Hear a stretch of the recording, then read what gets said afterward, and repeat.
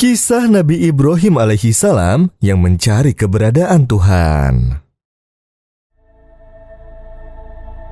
Nabi Ibrahim adalah putra dari Azar. Ia dilahirkan di wilayah kerajaan Babilona yang saat itu diperintah oleh raja bernama Namrud. Namrud adalah raja yang sangat sombong.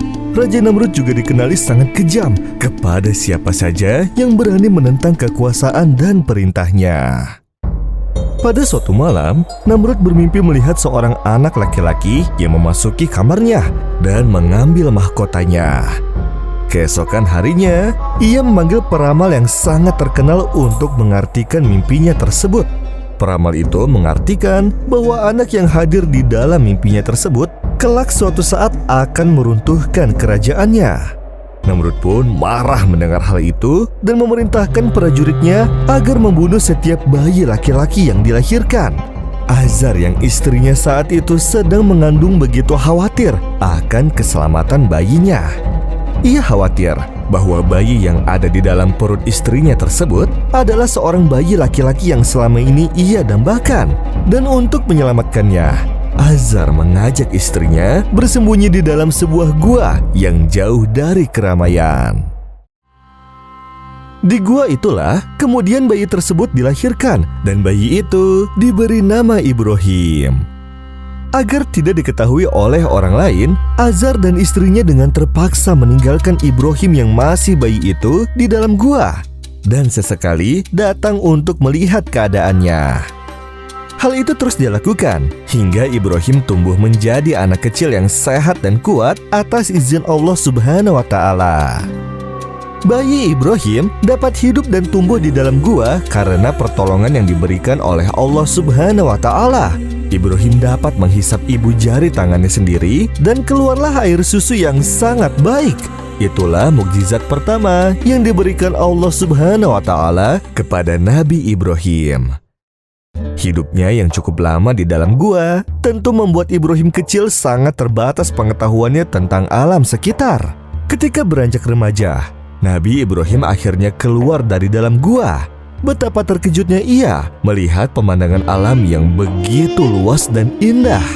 Di dalam ketakjubannya itu, Ibrahim berpikir bahwa alam yang sangat luas dan indah ini pasti ada yang menciptakan. Maka Nabi Ibrahim melakukan perjalanan untuk mencari keberadaan Tuhan. Ia mengamati lingkungan sekelilingnya, namun ia tidak menemukan sesuatu yang membuatnya pantas dijadikan Tuhannya. Di siang hari, Ibrahim melihat begitu cerahnya matahari menyinari bumi. Dirinya berpikir, mungkin matahari adalah Tuhan yang ia cari.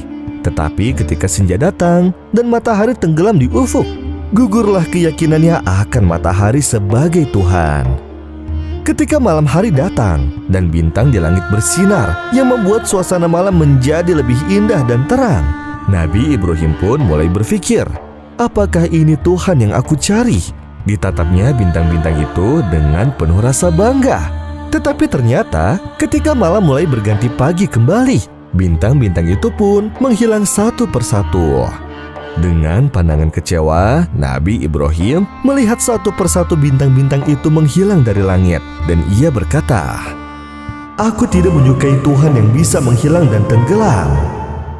Memasuki malam berikutnya, bulan pun muncul dan memancarkan cahayanya yang terang, sehingga Nabi Ibrahim menduga dan berkata, "Inikah Tuhan yang aku cari?" Maka ketika pagi datang menjelang, bulan pun menghilang tanpa alasan seperti yang terjadi terhadap matahari dan bintang. Nabi Ibrahim pun berpikir pasti ada kekuatan yang maha besar untuk menggerakkan dan menghidupkan semua yang ada. Dan Nabi Ibrahim pun percaya bahwa hanya Allah Subhanahu wa Ta'ala lah yang maha mengatur segalanya. Demikianlah kisah Nabi Ibrahim alaihi salam dalam mencari keberadaan Tuhan. Di video selanjutnya akan dikisahkan bagaimana Nabi Ibrahim menghancurkan berhala dan akhirnya dibakar hidup-hidup. Maka dari itu, nantikan kelanjutan kisahnya hanya di YouTube channel Anak Muslim.